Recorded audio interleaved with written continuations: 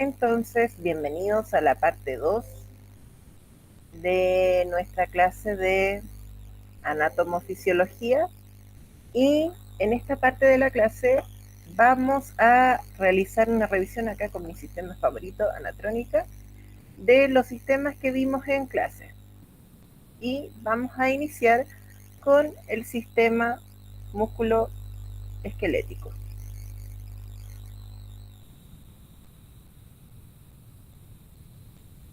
Y para ser sinceras, vamos a iniciar con el sistema óseo. Dijimos entonces que en el sistema óseo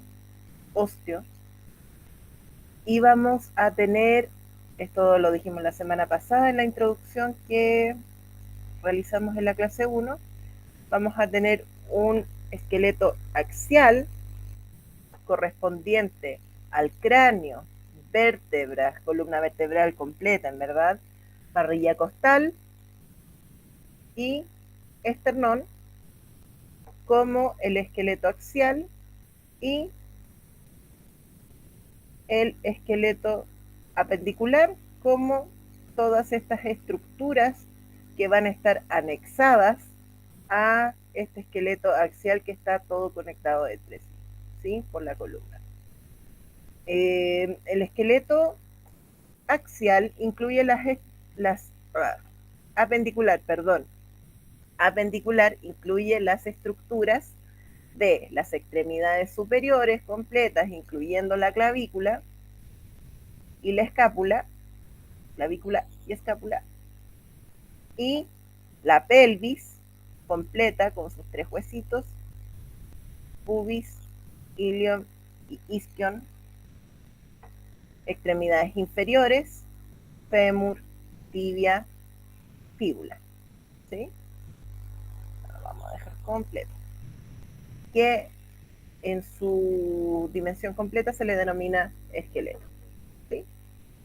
¿Qué va a ser importante de este esqueleto? Como dijimos,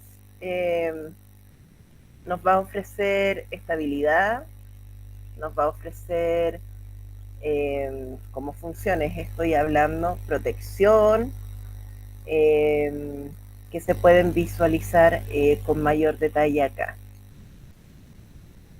Completamente protectora la caja torácica por donde la miremos.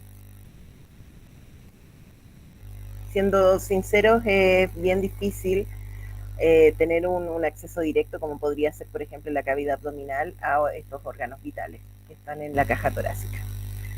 Ya. Iniciemos con la cabeza.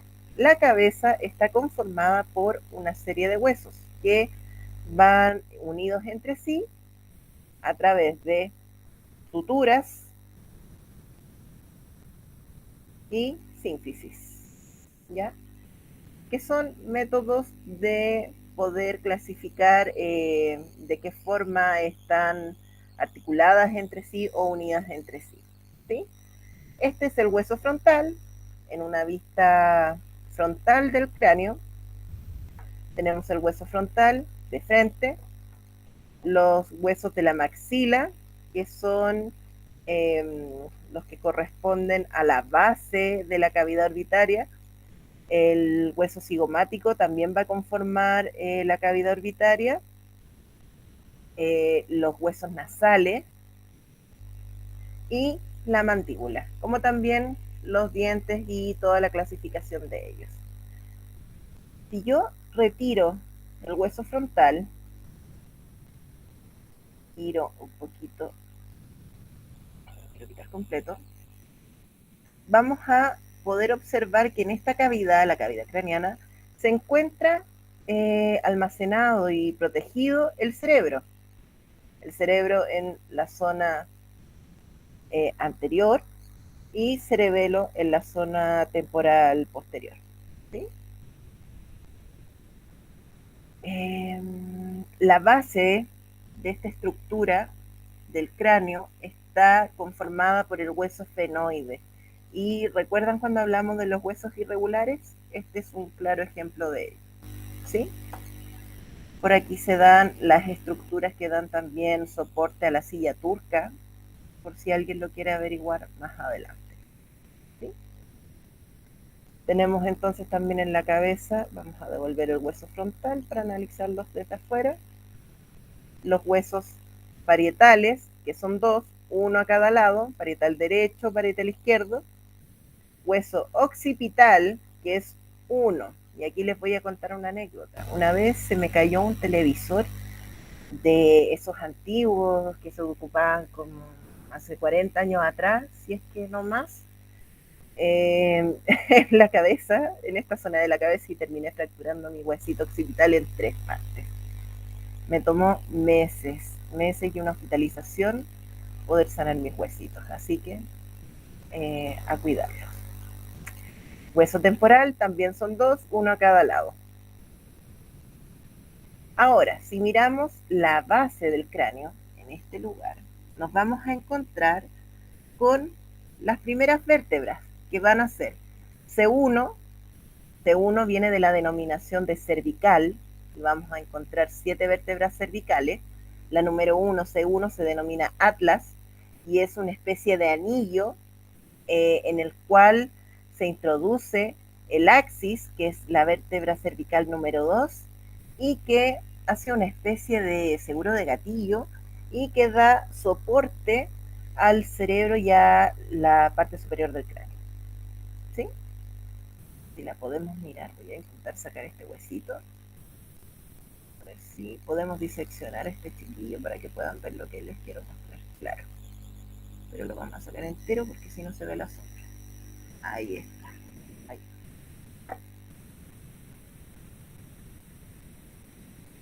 Ahí está, como les digo. Este sería entonces el atlas y ese el axis. Todas las vértebras son más o menos parecidas, excepto C1 y C2, y después vamos a tener las diferenciaciones específicas por los segmentos corporales. Y a esto me refiero en comparar las vértebras cervicales con, por ejemplo, las torácicas. ¿Sí? Vamos a devolver a nuestro esqueleto todos sus componentes, todos sus huesitos. Vértebras cervicales que tendrán la capacidad de estar articuladas entre sí para permitir los movimientos de rotación de la cabeza y de extensión del cuello. Y flexión del cuello también, pero más limitado. Posteriormente, lo que continúa a esto, acá hay una estructura que no hemos hablado, que son los discos intervertebrales y que se van a encontrar entre todas las vértebras y son una especie de cojinete o ¿cómo se llama esto de la bicicleta? Amortiguación. Son una especie de amortiguador que se ubica entre las vértebras. ¿Por qué es tan delicada la vértebra? Porque a través de ella va pasando tejido nervioso, ¿ya? A ver, por acá abajo, ahí lo puedo ver. Este es el cuerpo de la vértebra. La vértebra, al tener un cuerpo ancho, como son las vértebras torácicas y lumbares, va a permitir que el cuerpo pueda tener mayor peso sin tanto desgaste, pero eso es limitado también. Y en este orificio, este foramen, así se denominan los orificios en anatomía, foramen, va a pasar el paquete nervioso, en este caso ya a esta altura es como caudequina, que se le denomina a la médula espinal más o menos a estas alturas. Ah, no, verdad que esto es torácico, no. Lumbar ya comienza a ser un poco más de caudequina. A esta altura aún es un tubo neural. Para atrás.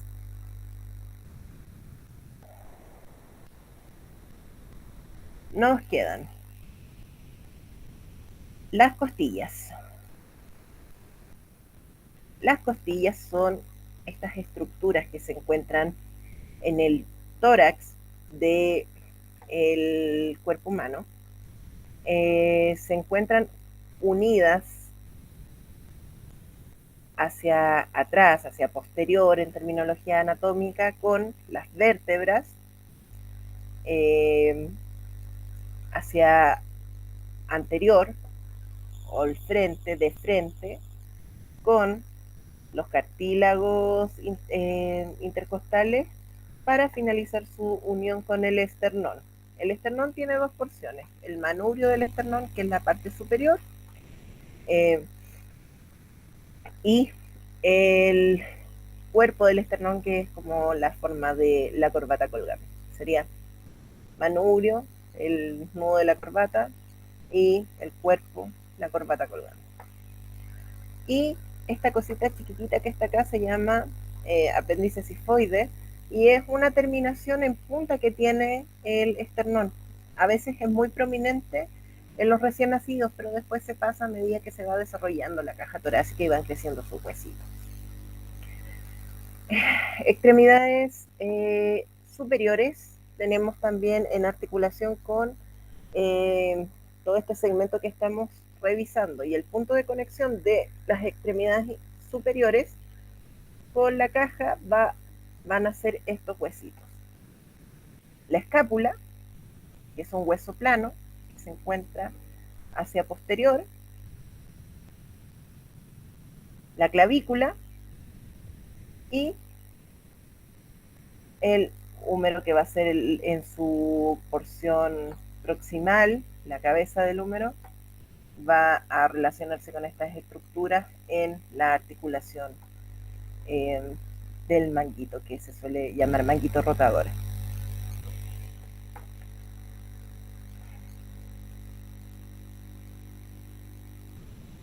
También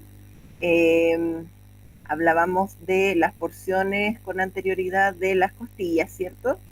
Hay un par de costillas que son distintas a las demás y que son las costillas flotantes, que son las que están acá, que les estoy mostrando, y que no tienen unión, si se pueden fijar, a el cartílago del esternón, o este cartílago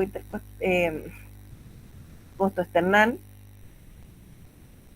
y que van a estar flotando, ahí se ven claritos, la número 11 y la número 12.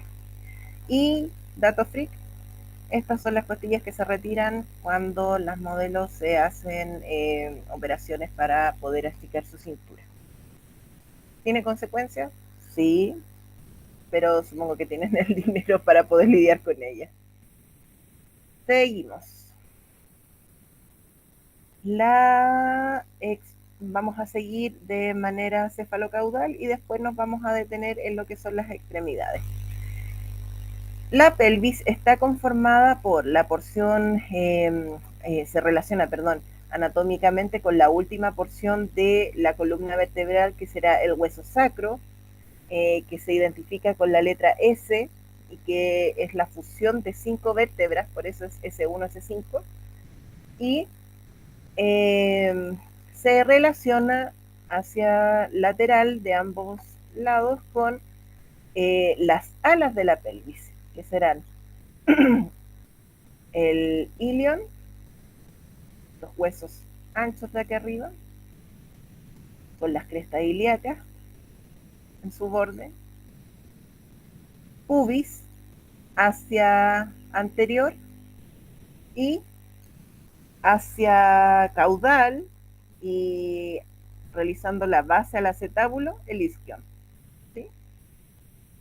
En esta zona podemos revisar el hueso sacro, que lo vamos a ampliar para que lo puedan mirar mejor, y vamos a poder encontrar esta zona que está acá abajo. O sea, bueno, ahí se pueden ver que están fusionadas las vértebras, que inclusive quedaron los hoyitos que quedan entre las otras vértebras acá. Algunas personas que son muy delgadas, y sobre todo a los abuelitos, por ejemplo, se les suelen notar todas estas prominencias óseas, inclusive esos hoyitos. El coxis, les hablaba yo, está acá abajo, y es la porción terminal de la columna vertebral y del hueso sacro, y es como un vestigio de la cola de los mamíferos. Más abajo, recuerdan que hablamos que la porción de la base de los huesos pélvicos, de la pelvis, era el isquion. Acá lo podemos ver a más detalle. Y como les decía, forman la articulación para que nuestro fémur y la cabeza del fémur pueda articularse con la pelvis y podamos caminar en bipedestación. Bipedestación quiere decir caminar en dos pies.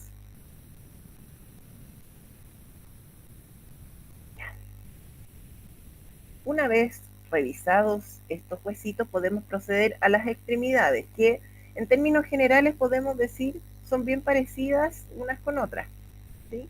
Varía principalmente el tamaño de los huesos, porque obviamente los huesos de las extremidades inferiores sostienen mucho peso, por lo tanto necesitan tener más resistencia.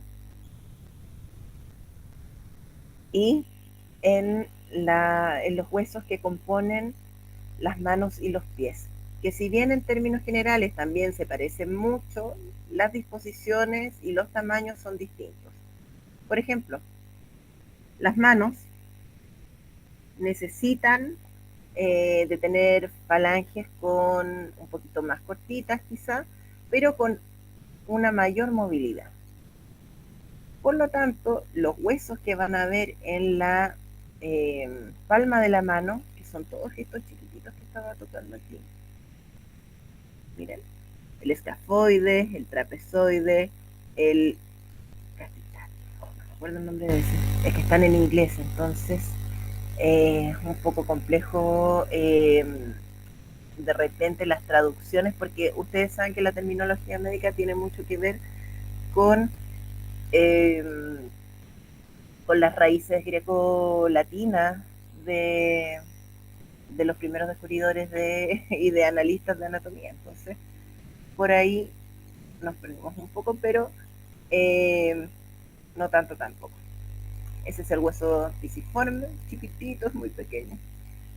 Y el hueso lunar y el escafoide, que ya lo vimos. Posteriormente a esto tendremos los metacarpianos, las falanges proximales, medianas y distales. Proximales porque están más cerca del cuerpo, distales porque están más lejos del cuerpo. En el pie, ay, ¿qué hice con el pie? Estoy haciendo desaparecer todo. Aparece. Ya. Y con el pie sucede lo mismo, pero podemos observar que los huesitos de la base de la planta son mucho más grandes y que van a responder a lo mismo que hablábamos de los huesos de las extremidades, a los huesos largos, ¿sí? En el pie tendrán otros nombres, como por ejemplo el hueso cuboideo, el calcáneo, que es uno de los huesitos más famosos del pie, ¿ya? Navicular, uniforme, vamos a tener metatarsiano y falanges también. Pero a diferencia de las manos, solamente tendremos proximales y distales. En algunos casos, y en el pulgar, por ejemplo, y en el huesito del dedo chiquitito del pie, también, pero es muy chiquitito, muy, muy, muy pequeño. Los pulgares solamente tienen 2 falanges del pie. Y con esto terminamos de ver el sistema esquelético. Ahora, vamos a revisar el sistema muscular.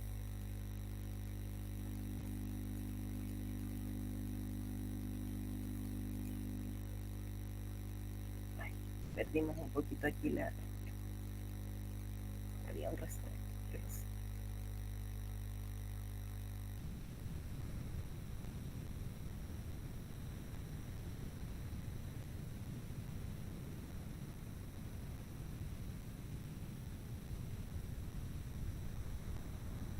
Vamos a revisar entonces lo que les hacía referencia de el sistema digestivo. Quiero que veamos pero necesito reiniciar a este joven. Así que vamos a dejar de compartir, vamos a parar la grabación y continuamos con la tercera parte.